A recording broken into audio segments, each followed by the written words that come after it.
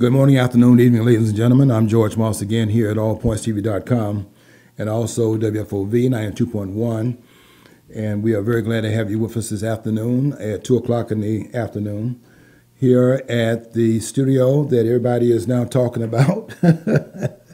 And also the great radio station that is heralded by Mr. Paul Herring, who is doing an excellent job over there along with Odyssey House. And they're bringing together some of the best programming here in the city of Flint. We are greatly appreciative of the fact that they are partnering with us here at AllpointsTV.com, and we couldn't ask for a better team to be actually presenting programs of interest to the community here in Flint. Hope you stay tuned for the next hour. We're going to be saying a few things here that would be, first of all, a continuation of our discussions the last 2 weeks on the impeachment process, which I'm finding out that very few persons understand, including some of the scholars. And I'll say a few things about Black History Month, since we're closing Black History Month out this week. And I'll be making some comments that are out of the mix as far as that is concerned also, and we'll see where we go from there.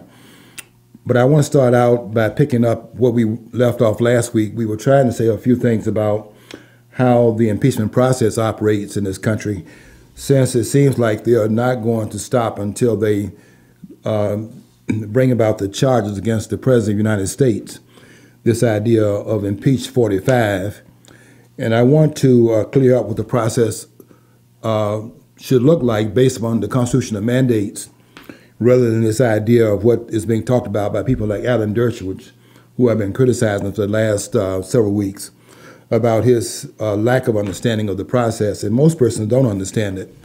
And it's because they're being taught by people like Alan Dershowitz that does not understand it. And you listen to these people, you will be even more confused by the time they get through explaining.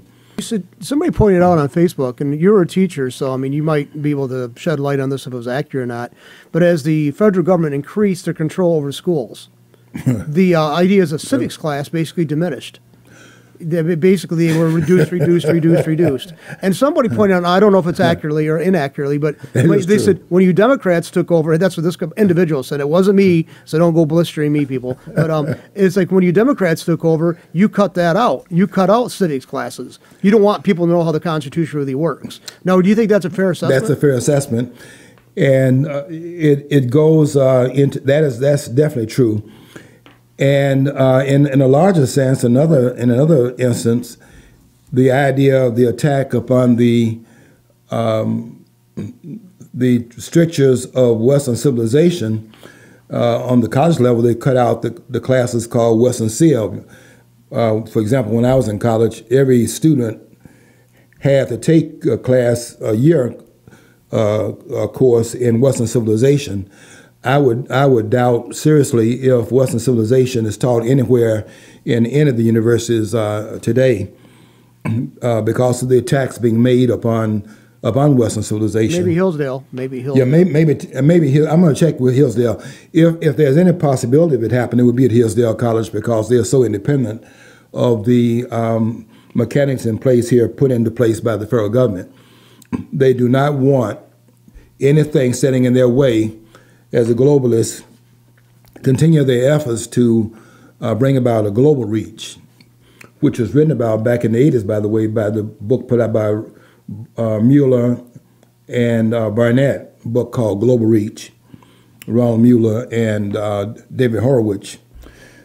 Let me start out, though. I want to go back to our conversation from last week when we were talking about impeachment.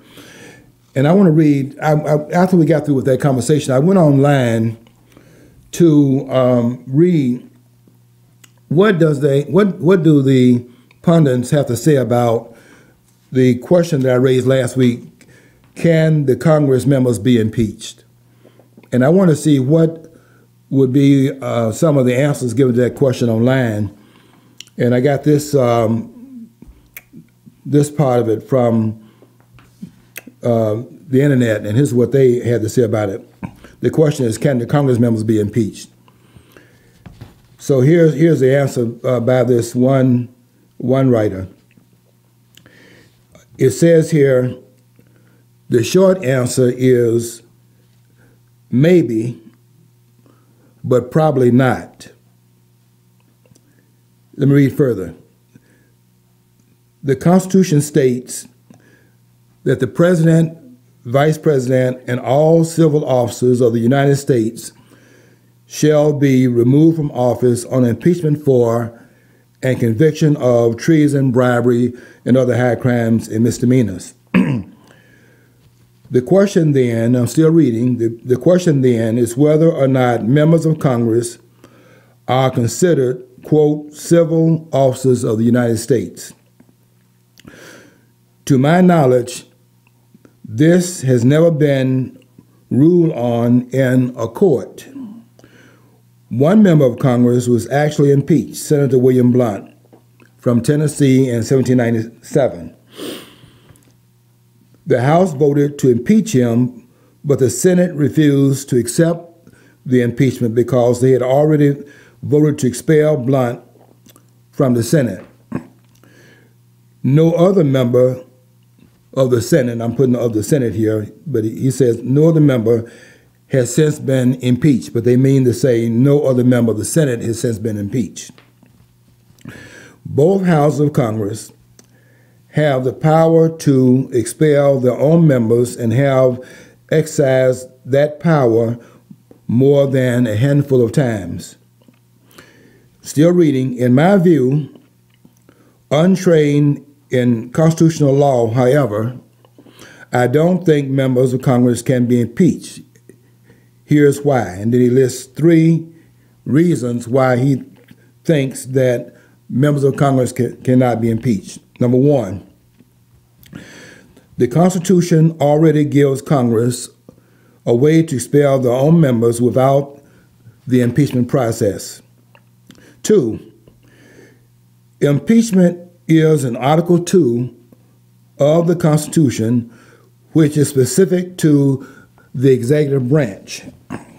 3, those that can be impeached according to the Constitution are, quote, all civil officers of the United States. In Article 1 of that same Constitution, it states that no member of Congress may be appointed to any civil office, That leads me to believe, this is a guy writing, this leads me to believe that the writers of the Constitution don't consider members of Congress to be civil officers. What article was that again? No, I'm just reading this guy that was answering the question. I thought this was you. No. Yeah, I'm just reading what he said. Okay, now I'm going to go behind what he said. I want to correct him because this is nothing but a bunch of nonsense. But I wanted to read what he said first. I've not gotten to the Constitution yet, John. Okay, but what I'm reading here is a person that was attempting to answer the question that I answered last week.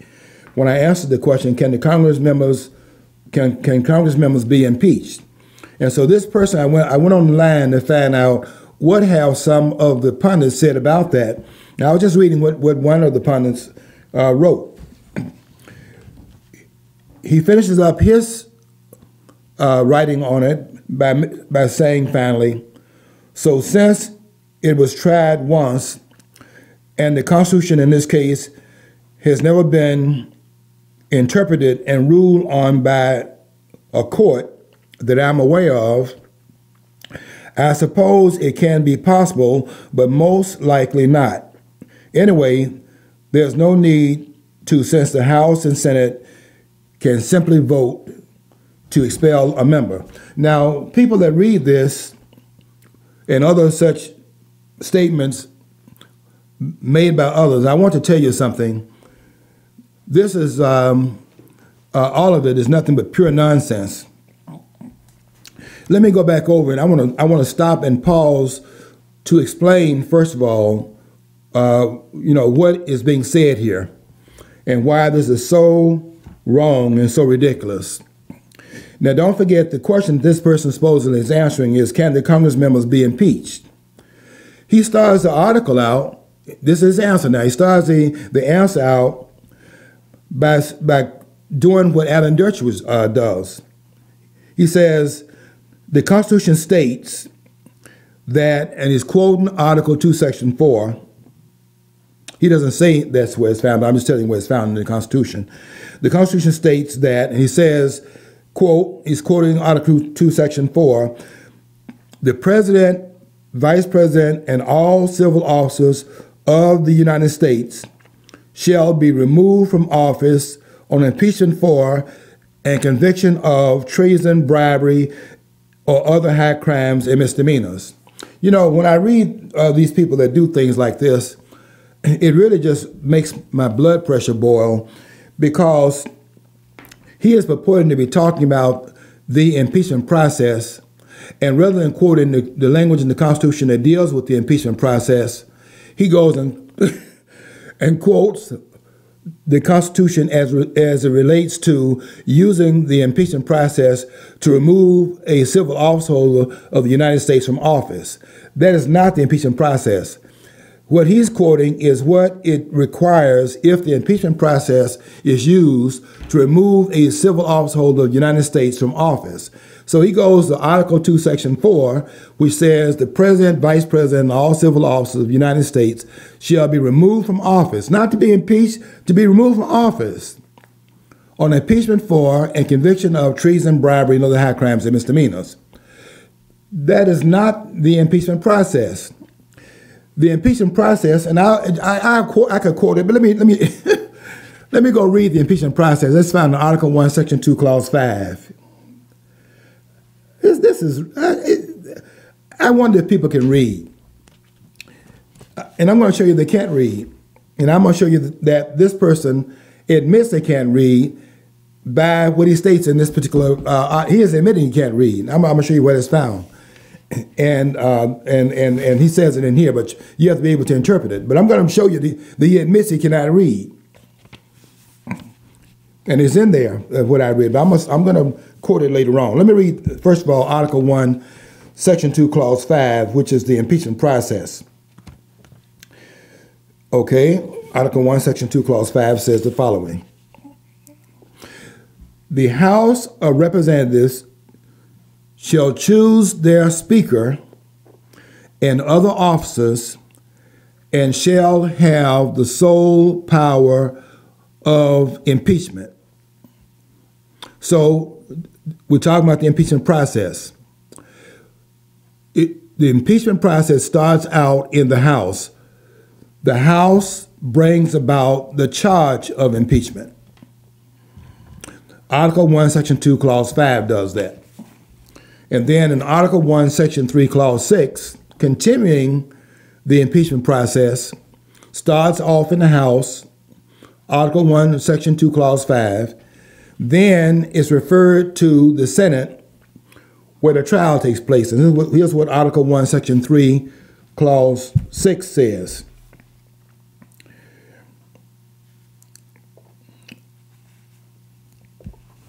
Article 1, Section 3, Clause 6. Let me see if I can find that. Section 3, Clause 6 says, the Senate shall choose their other officers, and also a president pro tem. In the absence of the vice president, shall exercise office of President of the United States. Now, in Article 1, Section 3, Clause 6, it says this. The Senate shall have the sole power, S-O-L-E, the sole power to try all impeachments. When sitting for that purpose, they shall be on oath of affirmation. That is to say, they swear, they're sworn in, because they're on the jury, they're sworn in to uphold the Constitution. The Senate shall have the sole power to try all impeachments. So then charges made in the House, Article 1, Section 2, Clause 5, then is referred to the Senate, Article 1, Section 3, Clause 6, which says the Senate shall have the sole power to try all impeachment. When sitting for that purpose, they, meaning the senators, shall be on oath or affirmation. When the President of the United States is tried, the Chief Justice of the Supreme Court shall preside over the trial if the President is one being tried. And no person shall be convicted without the concurrence of 2/3 of the members that are present. So I read the impeachment process. Charge made in the House, trial made in the Senate. That's the process. Now, what this writer does, and he makes the same mistake as I said earlier that Alan Dersh was make. Rather than going to the impeachment process, which is in Article 1, Section 2, Clause 5, and Article 1, Section 3, Clause 6, they go to Article 2, Section 4, and they start talking about what it takes to remove the president if you utilize the impeachment process. That's not the process of impeachment. It's the process for removal from office. And this author, this person that wrote this answer to, can the Congress members be impeached, he is going to what it takes to remove. But the impeachment process is not found in Article 2, Section 4. Article 2, Section 4 sets up what it requires to remove a civil officer of the United States. So he makes that mistake at the outset of his answer. But let me read further to show you other things that are wrong with his response, because it's all wrong. He says the question then is whether or not members of Congress are considered civil officers of the United States. To my knowledge, I'm still reading him, to my knowledge, this has never been ruled on in a court. Now, here's where he actually shows that he's illiterate. What do I mean by that? What I mean by that is he is showing here that he is nothing other than a grown-up child that comes out of the time period when we used to have our parents read to us bedtime stories. And they read it for us because we could not read it, for ourselves. He then says this: the question then is whether or not members of Congress are considered civil officers of the United States. To my knowledge, this has never been ruled on in a court. So can he read it for himself? He is saying here he needs to have the court to tell him what the Constitution says. Just like a child cannot read the story, so the parents read it to them. He needs to have the court to read the language so that it can tell him what the language is. Look here. I don't want to hear what the court said about it. It's in black and white for you to read it. The question then is whether or not members of Congress are considered civil officers of the United States. I'm going to answer that question by the Constitution, not by the court. To my knowledge, he says, this has never been ruled on in a court. Why does the court have to rule upon it if the Constitution is the law of the land? The Constitution makes it very specific, and I'm going to read it to let you see it in the Constitution. But I want you to be aware here that we don't even need to have the court to tell us. The Constitution tells us this, but he can't read it. And that's why he thinks they need the 9 justices of the Supreme Court to tell him what the Constitution says. You can read it for yourself, and I'm going to show you where it's found in the Constitution. Don't need the court to get involved in this. The Constitution explains itself, but they can't read it. And so you need to have, like his parents did when he was a child, need to have the court to tell him what he cannot understand in the Constitution. You know what that tells me? It tells me that we are more illiterate in this country today than they were during the founding moments of this country, because it's in the Constitution. But people like Alan Dershowitz and people like this guy right here can't read it. And that's why he's saying here that the court hasn't ruled on it yet. The court doesn't have to rule on it.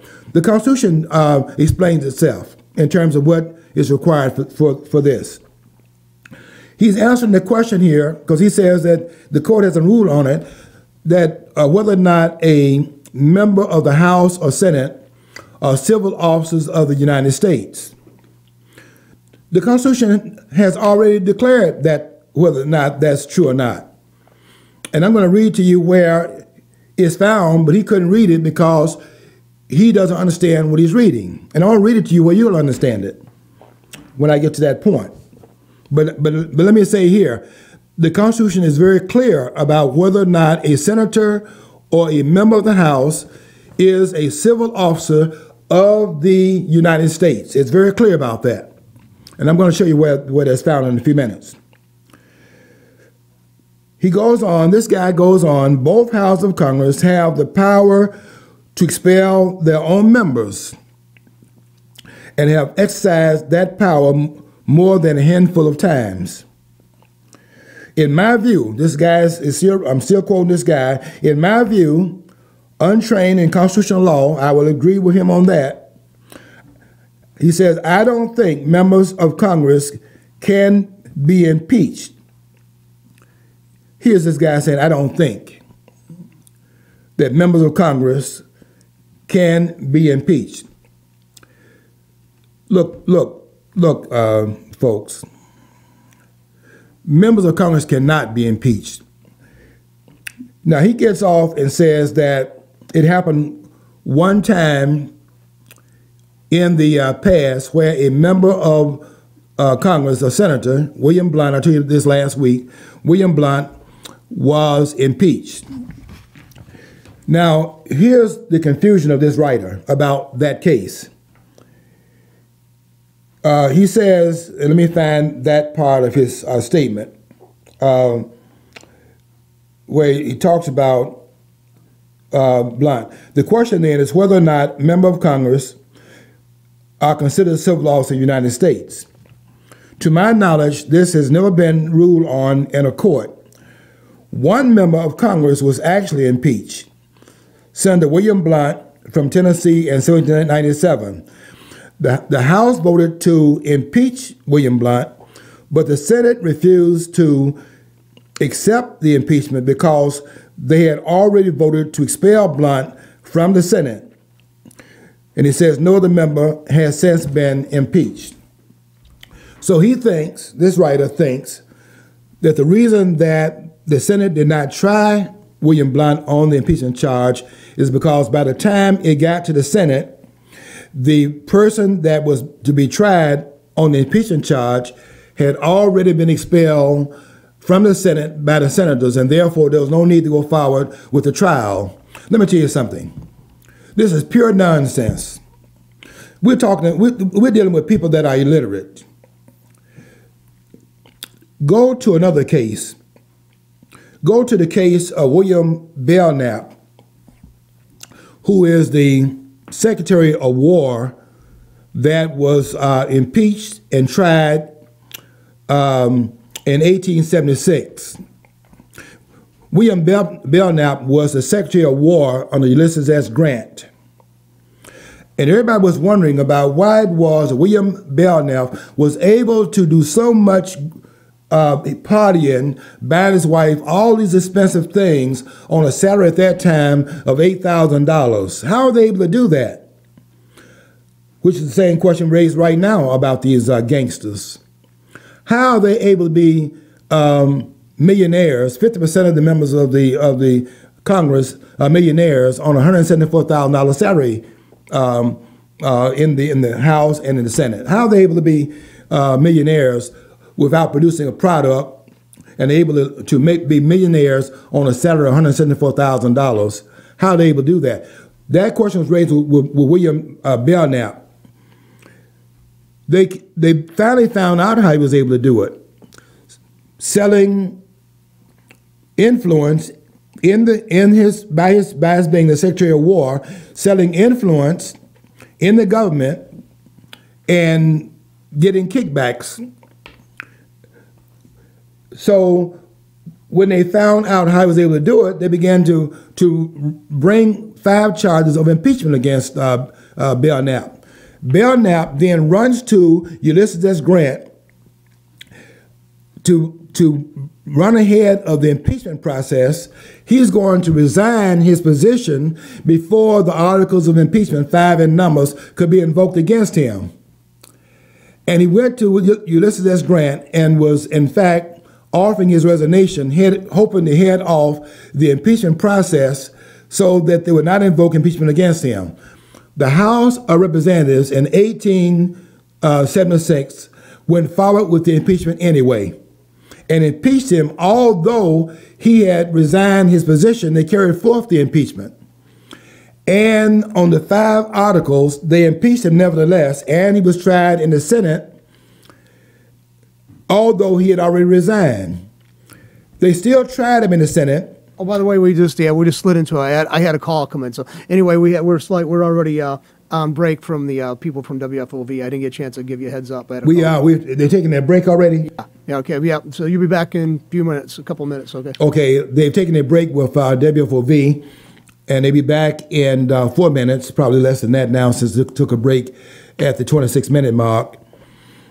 I'm saying here that we have an example of where a person that was no longer in the position was still impeached, although he stepped down from the position, and he was tried on the impeachment charge, although he no longer occupied an office as a civil officer of the United States. So that cannot be true of what this writer says here about the reason why they did not try William Blount on impeachment because he no longer occupied the offices. That's not true, because look at what happened in 1876 when the person no longer occupied the office, but they went ahead with the impeachment and also went ahead with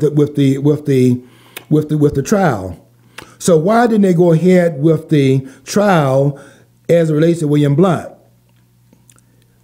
Let me now go to the Constitution and share what they found, what they discovered. The reason why they didn't go forward was because of what's found in Article 1, Section 6. Let's put that on the screen, John. Article 1, Section 6, Clause 2.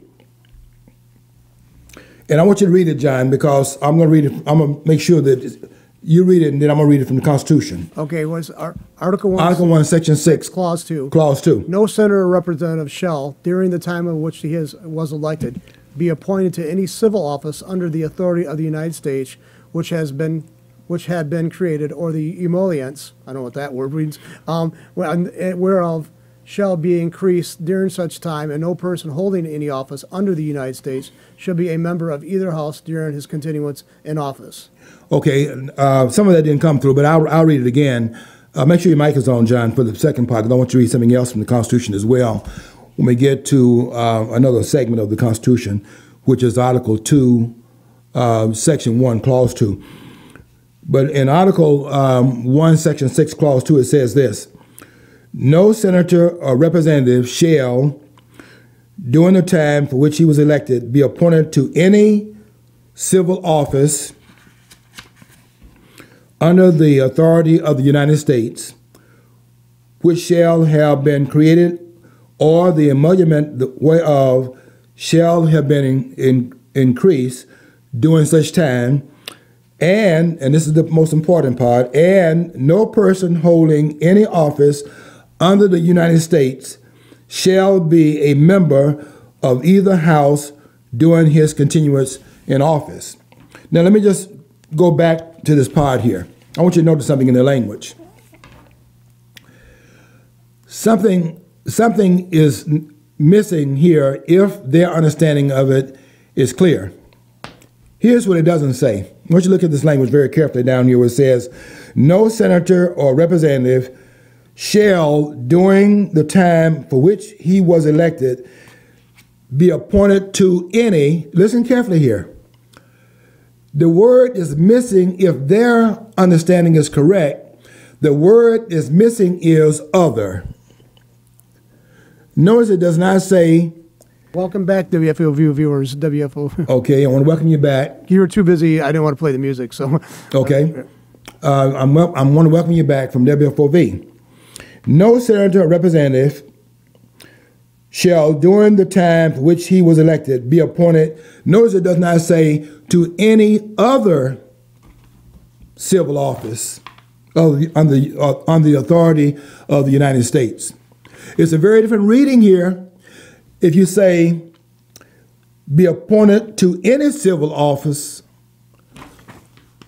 under the authority of the United States, as opposed to saying to be appointed to any other civil office of the United States.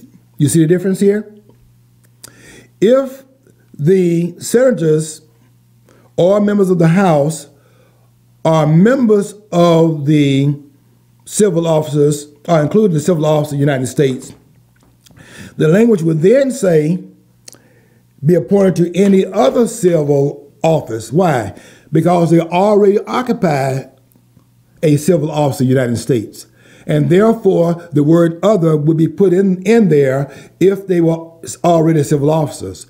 The mere fact, listen carefully, because this is a matter of literacy.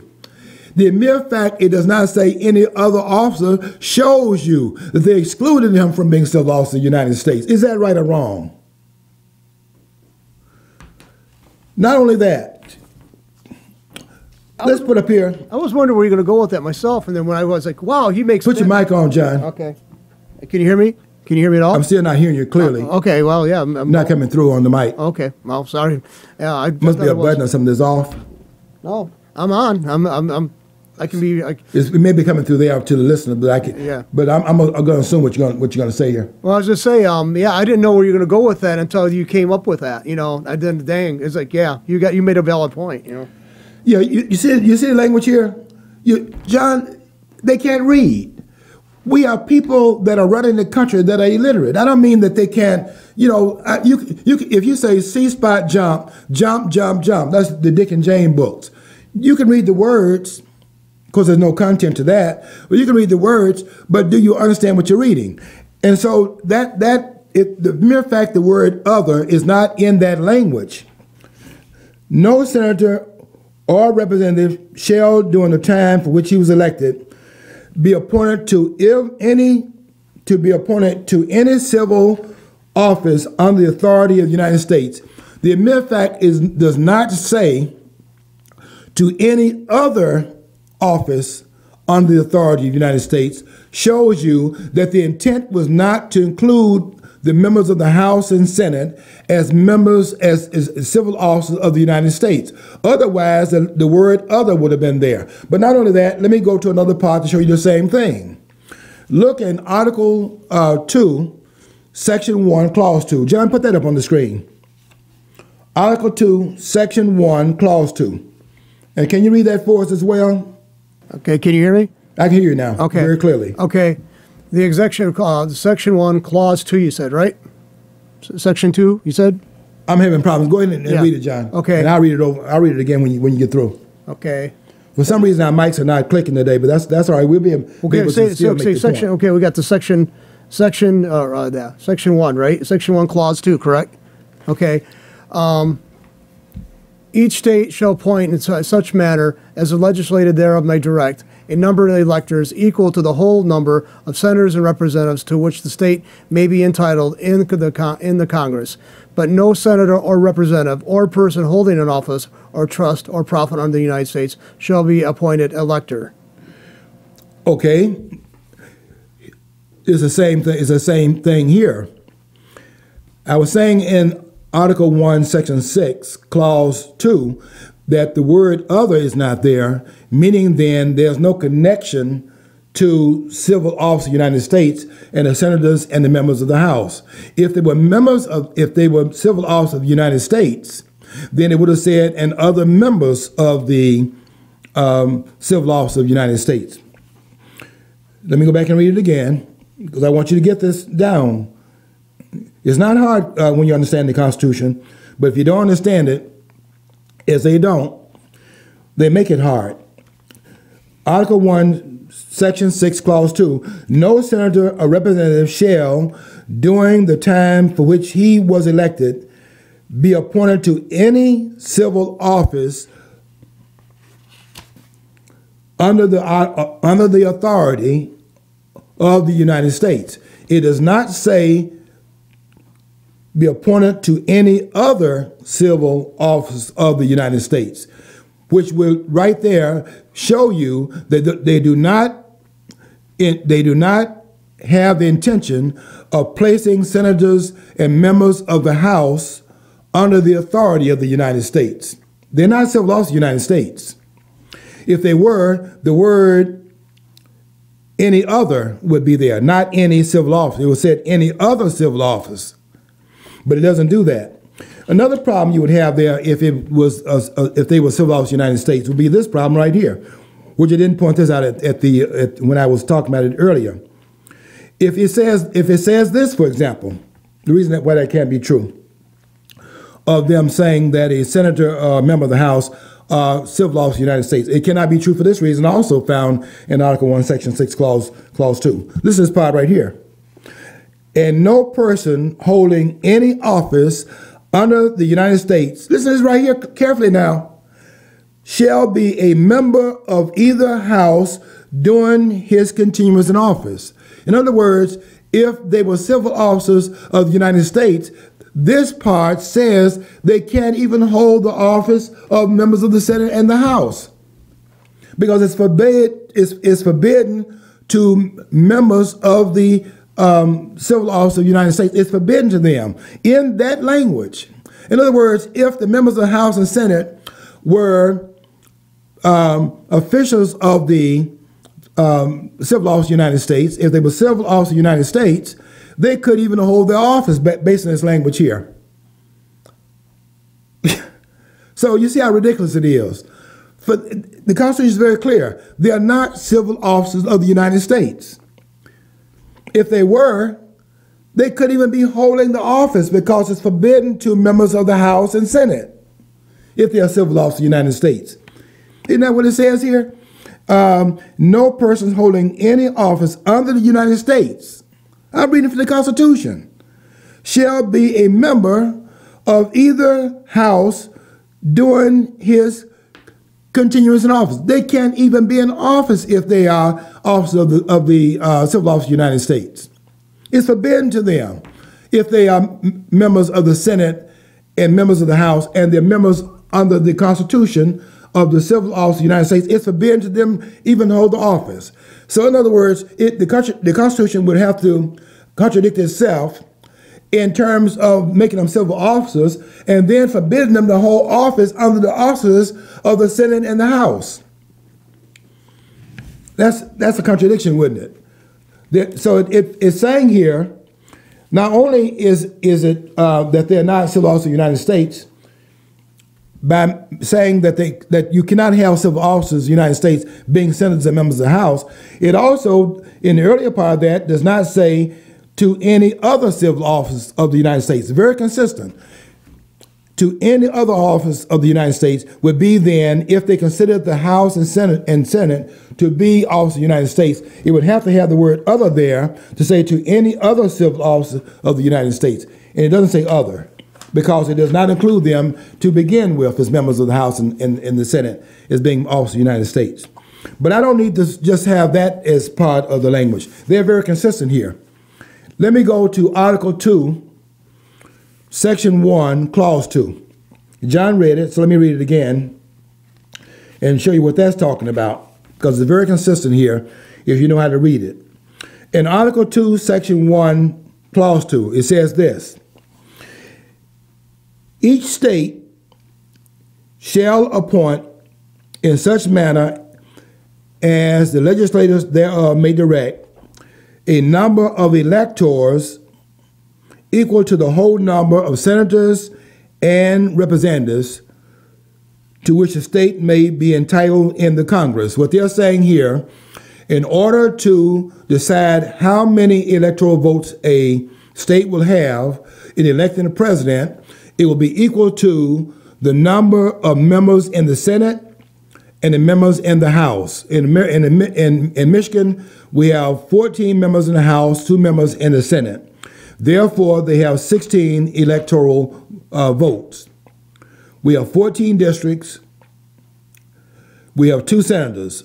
So we have 14 members in the House. Each member in the House represents a district in Michigan, and we have 2 senators.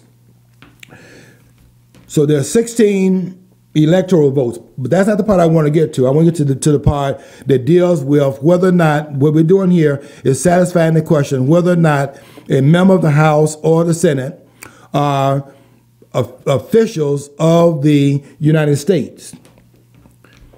Okay, so here it continues. Article 2, Section 1, Clause 2. It says that, but, I'm going to the last part of that, but no senator or representative or person holding an office of trust or profit under the United States shall be appointed an elector. Now let me explain this to you and to those others like Alan Dershowitz. Notice here in this language, but no senator or representative or person holding an office of trust or profit under the United States shall be appointed an elector. You notice here the same word missing if it connects the members of House and Senate to being a civil officer of the United States. You notice here how it says, but no senator or representative. Now notice that the word other is missing here where it says or person.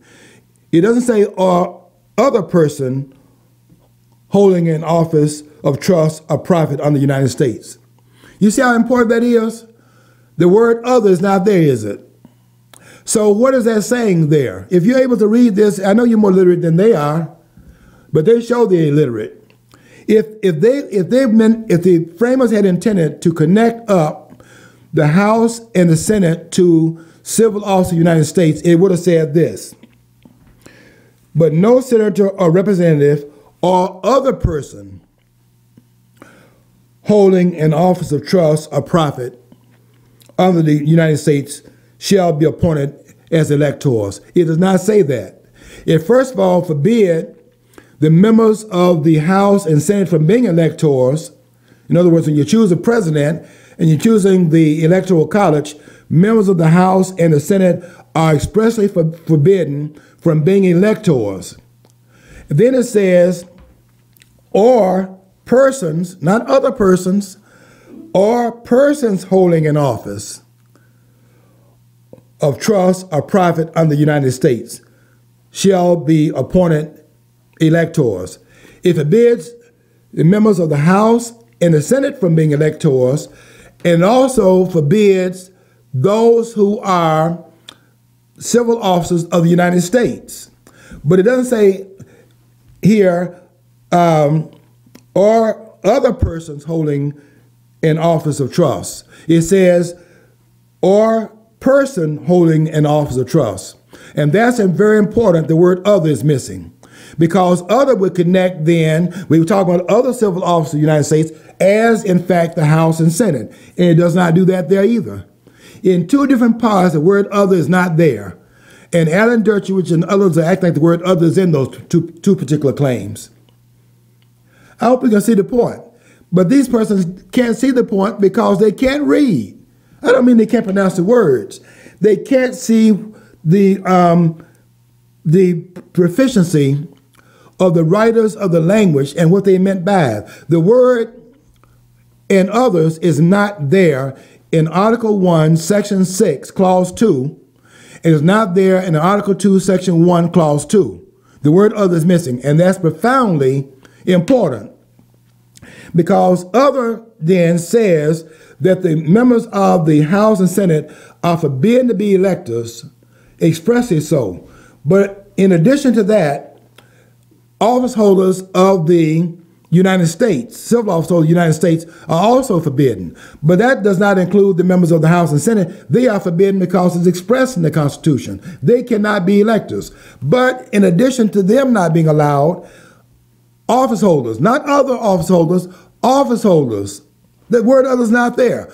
Office holders shall not be allowed to be members of the Electoral College. The word other is not there in that part either. John, you see what I'm saying there? The word other is missing, and the fact that it's not there is profoundly important, but Alan Dershowitz and others cannot read and understand that's important. And they want to go and talk about what's in Article 2, Section 4, which is the removal of a civil office holder, not the impeachment. The impeachment of the office holder, I'm talking about office holders of the United States, not the members of the House and Senate. They are not office holders of the United States. Impeach office holders of the United States is found in Article 1, Section 2, Clause 5. That's where you lay out the impeachment. What's required for impeachment? Not conviction of treason, bribe, and other high crimes and misdemeanors. What's required for impeachment is in Article 1, Section 2, Clause 5. What's required is a majority vote in the House of Representatives. That's required for impeachment.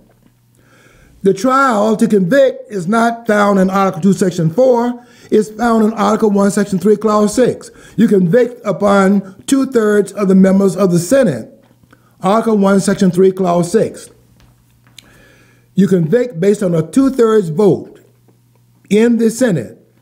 And when they're sitting for that purpose, the Supreme Court Chief Justice presides over the trial only when the president is the one on trial in the Senate. Based on what? On the impeachment in Article 1, Section 2, Clause 5, and now he's being tried under Article 1, Section 3, Clause 6. We have not brought in Article 2, Section 4 yet. The impeachment process, Alan Dershowitz, is explained in Article 1. Article 1, Section 2, Clause 5. Why is it in Article 1, Section 2, Clause 5 where the House invokes impeachment? It's because Article 1, Section 2 sets up the House. Article 1, Section 3 sets up the Senate. So the House then, in Article 1, Section 2, Clause 5 of the part that sets up the House, it talks about how the House, in Article 1, Section 2, it will be the House, in fact, that invokes impeachment. The Senate then, in Article 1, Section 3, where the Senate is set up, Article 1, Section 3, in the sixth part of that, Article 1, Section 3, Clause 6, in the sixth clause, the trial shall be held in the Senate. We've not brought in Article 2, Section 4 yet, because we're not talking about how you remove the president. We're talking about how you impeach any office holder. Now, in Article 2, Section 4, we go into another dimension of the impeachment process, which is laid out in Article 1. But in Article 2, we go into another phase of the impeachment process. If you're using the process, Alan Dershowitz, to remove a president or another civil officer of the United States, which does not include the members of the House and Senate, because they're not office holders of the United States, provable by reading carefully the language in Article 1, Section 6, Clause 2, and also in Article 2, Section 1, Clause 2. Go read it again carefully. It excludes members of the House and Senate. It ain't there. The word is missing there, where the word, as I was saying earlier, where you don't have here, or other person. The word other is missing there. So the intent of the frame is very clear. The word other is missing in Article 2, Section 1, Clause 2. Go read it for yourself and you'll see the word other is not there. Other is a connecting word. Other means that in addition to these people here, also those persons would be included in the language. And it does not have the word other there. And that's major. And that's what they cannot read. And that's why they don't understand that the senators are in fact excluded from the language. Now, the other question is, are the members of this House and Senate civil officers? And the answer to that question is, yes, they are. If we understood that, if they had understood that in 1913, they would not have done what they did in terms of changing the way that we choose senators in this country, if they had understood it. A senator and a member of the House are civil officers of Mississippi, the civil officers of Michigan, the civil officers of Ohio, they are civil officers of the states in which they are elected. Therefore, you understand then why the House is set up in Article 1, Section 2, the People's House, the House of Representatives. The members of the House are elected by the districts in the state. You have to be 25 years of age. You must have presided in the state in which you are elected for 7 years. And you must be a citizen of the country at the time that you are elected. Those are the requirements. 7 years, a citizen, a member of the state in which you are elected, and be 25 years of age. That's for the House, the people's body. In the Senate, you must be in Article 1, don't tell me, Section 3, Clause 4. I'll read it. Article 1, Section 3.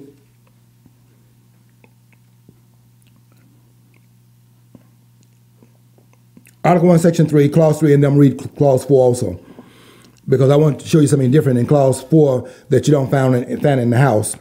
In Article 1, Section 3, Clause 3, and then I'm going to read Part 4. No person shall be a senator who shall not have attained to the age of 30. Notice it goes up here. In the House, 25 years of age. But look at how the requirement in the Senate is increased. Why? The states. The states. The states are the ones saying that the requirement for being a state representative is higher. You must be 30 years of age. In the House, 25. In the Senate, representing the state, 30 years. Must be a resident of the state, 9 years, of the country, 9 years in the country, 9 years rather than 7 years. In the House, you must be a citizen of the country, 7 years. In the Senate, 9 years. And 30 years of age in the Senate, 25 in the House. And why would that be true? Because the states are setting a higher standard for being a representative of the state than it would be a representative in the House. Also, look at the fact that in representing the state, the members of the Senate serve a term that exceeds the term of the president. The president serves a 4-year term. The senators serve a 6-year term. Members of the House serve a 2-year term. So the state set a higher standard for the members of the Senate who serve 6 years. The president only serves 4 years. And that tells you the states are dictating the terms here. And I just want you to see here that they are civil officers of the states in which they are elected. Therefore, they're not subject.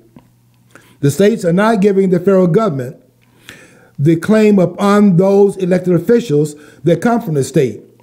So now the question comes down to, who are the civil officers of the United States? Not the senators and not the members of the House. We established that in Article 1, Section 6, Clause 2. We also established that in Article 2, Section 1, Clause 2. That's clear in that language. The word other is not there. In Article 1, Section 6, Clause 2 is not there. And Article 2, Section 1, Clause 2 is not there. The word other is not in either one of those two parts of the Constitution in those clauses. And the word other not being there is significant, which they cannot understand that. but the word other is missing there. But other is a connecting word that connects the House and the senators. If they were included in that language, it would say in other offices, civil office holders. But it doesn't say that. It says in office holders, not other office holders, because they're saying by the word other missing that the House and Senate are excluded from that language. And I hope you understand that. I keep going over it because you cannot repeat it enough for the drill home how that word being absent from the language excludes the members of the House and Senate from the idea of them being civil officers of the United States. They are civil officers, but of the states in which they are elected. Okay. The other thing then, and I didn't get to some of what I want to talk about there, but because I want to run this for something else real quickly here. No person shall be a senator who shall not have attained the age of 30 years of age, been 9 years a citizen of the United States, and who shall not, when elected, be an inhabitant of that state for which he shall be chosen to be a member of the Senate. 7 years in the House, 9 years a citizen in the Senate. Next week, and I'll have to extend Black History Month, I want to go into the eligibility of the president, because I want to talk about Barack Obama in terms of the usurpation of this man who was passing as the first black president, and I want to show in the Constitution that is not true. And I'm going to show that by looking at the language in the Constitution. I'm also going to show that something about the Civil War by reading the Constitution again in Article 1, Section 9. We'll do that next week. But what I want you to get out of this today is that the civil office holders of the United States are not senators and not members of the House of Representatives because it's not stated in the language of the Constitution, and we don't have the courts to. We don't have to have the courts to say that to us. The Constitution says it. Okay, let me get out of here. This rant is over. Want you to follow your dream, because if you don't follow your dream, you'll never know what's on the other side of the rainbow.